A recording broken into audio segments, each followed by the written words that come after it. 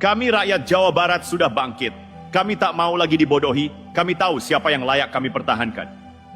Jangan kira aksi walkout fraksi PDIP di DPRD Jabar itu cuma jadi omongan di Bandung atau Cirebon. Efek dominonya menjalar ke seluruh pelosok negeri. Di warung kopi Medan sampai pesantren di Madura, orang bertanya, kok bisa anggota Dewan kabur pas rakyat butuh penjelasan? Ini bukan lagi soal Deddy Mulyadi versus PDIP.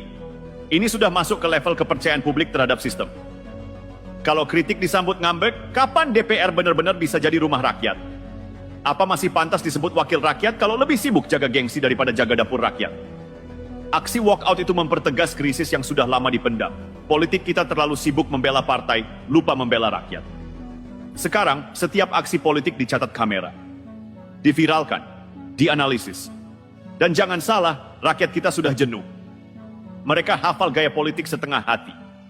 Mereka ingat siapa yang hadir saat banjir datang, siapa yang turun tangan saat harga pangan naik, dan siapa yang justru muncul hanya saat pemilu dekat.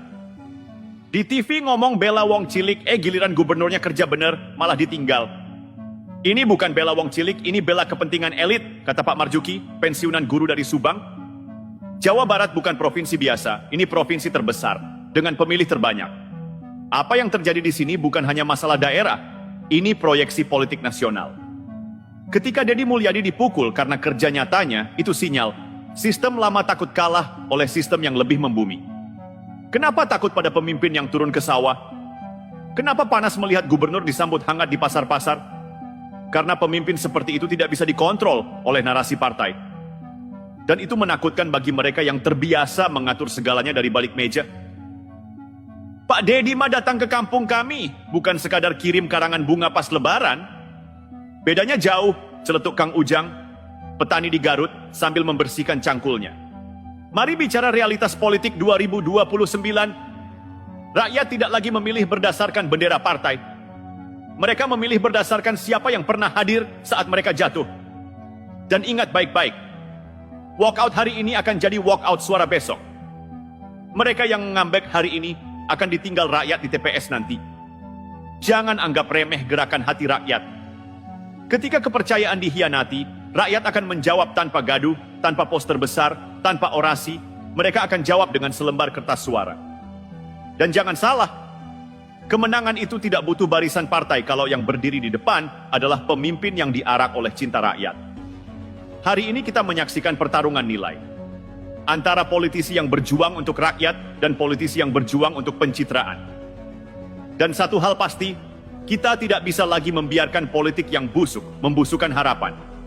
Rakyat Jawa Barat dan Indonesia sudah lelah. Lelah melihat sidang yang diisi sandiwara. Lelah melihat kemarahan dibungkus demokrasi. Mereka ingin pemimpin yang tegas, berani, hadir, dan jujur. Dan jika itu harus dimulai dari Jawa Barat, maka biarlah suara dari tanah Parahyangan ini menggema ke seluruh Nusantara. Kami bersama pemimpin yang kerja, bukan yang pencitra. Dan disinilah titik gentingnya. Elit politik pusat mulai gemetar. Kenapa? Karena Deddy Mulyadi bukan sekadar gubernur. Ia simbol perlawanan terhadap politik Jakarta sentris yang selama ini mengatur dari balik tirai. Bagi rakyat, Deddy bukan politisi, ia adalah wong kita. Orang yang mereka lihat ngaso bareng di warung, masuk ke rumah warga, duduk di pematang sawah tanpa protokoler. Pak Deddy teh nyawa kami ayuna. Mane nama datang waktu Bapak Abdi Gering, can ayah pejabat nusiga kitu, kata Bu Enah dari Sumedang sambil terisak. Satu kisah kecil, tapi itulah suara hati rakyat. Dan suara seperti itu tak bisa dibungkam dengan framing media atau pernyataan pers partai. Para elit kini panik. Mereka mulai sadar. Program populis tak lagi ampuh. Baliho besar tak lagi berarti. Rakyat sekarang memilih berdasarkan jejak kaki, bukan jejak digital. Dan ini ancaman serius. Bagi mereka yang terbiasa mencalonkan boneka, tokoh yang bisa diatur, pemimpin yang tak boleh lebih besar dari partainya, sosok seperti Deddy Mulyadi adalah ketakutan hidup. Rakyat kini jadi pelaku utama. Mereka menolak didikte. Ketika elit menyebar narasi bahwa Deddy arogan, rakyat menjawab dengan realita. Kalau arogan itu artinya kerja tanpa pamrih, datang ke rumah-rumah tanpa kamera, maka kami semua ingin dipimpin orang arogan. Ini bukan lagi soal menang kalah pemilu. Ini soal pergeseran struktur kesadaran rakyat. Dan begitu rakyat sadar bahwa mereka bisa memilih pemimpin tanpa disetir pusat, itulah momen yang menghancurkan skenario lama. Elit pusat terbiasa menukar kursi dengan janji. Deddy Mulyadi datang tanpa janji, tapi kasih bukti. Dan bukti itu lebih berbahaya bagi mereka daripada 1000 orasi politik. Jangan remehkan Jawa Barat. Sejarah bangsa ini membuktikan bahwa gelombang besar selalu lahir dari rakyat kecil yang dikhianati. Revolusi 1998 dimulai dari kampus dan rakyat yang muak. Reformasi birokrasi muncul dari tuntutan yang disuarakan terus-menerus oleh masyarakat. Dan kini, gelombang baru sedang membentuk diri. Gelombang rakyat yang ingin pemimpin sejati, bukan badut politik. Dan kalau elit masih keras kepala, masih merasa bahwa suara rakyat bisa dibungkam dengan buzzer dan framing, mereka sedang menggali lubang politik mereka sendiri. Rakyat Jawa Barat, hari ini suara kalian sedang diuji. Bukan sekadar diuji dalam rapat paripurna, tapi diuji. Apakah kalian akan membiarkan pemimpin yang kalian cintai dihancurkan karena tak tunduk pada kepentingan pusat? Tidak. Rakyat tidak sebodoh itu. Rakyat Jawa Barat adalah rakyat yang punya harga diri. Yang tahu membalas, tahu memilih, dan tahu siapa yang layak diperjuangkan.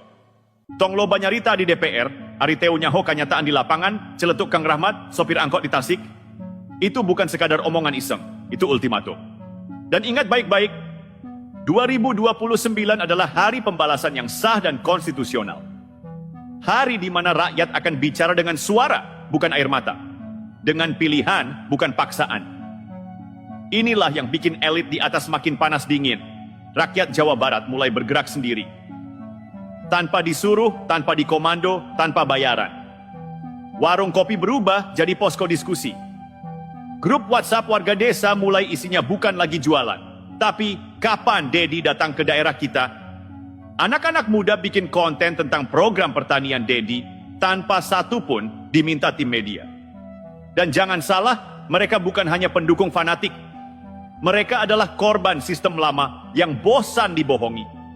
Mereka petani yang sudah lama ditinggalkan tapi sekarang punya alasan bangga jadi orang desa. Mereka tukang ojek, buruh pabrik, pedagang kaki lima yang tak butuh janji 1000 karena mereka sudah merasakan satu tindakan nyata. Gerakan ini spontan, jujur, organik, jangan harap bisa dihentikan dengan pencitraan murahan. Rakyat sudah muak dengan narasi kemunafikan yang ditulis di baliho. Mereka sekarang berpegang pada satu hal. Hiji nu datang ke bumi, nu batur ma ukur datang ke mimbar. Yang satu datang ke rumah kami, yang lain cuma datang ke mimbar politik. Walk out. Fraksi PDIP di DPRD Jawa Barat itu bukan sekadar aksi politik. Itu titik balik sejarah. Rakyat sadar bahwa banyak politisi ternyata lebih sibuk membela ego partai daripada membela nasib rakyat. Dan ketika rakyat disuguhi drama murahan itu, mereka tak tinggal diam.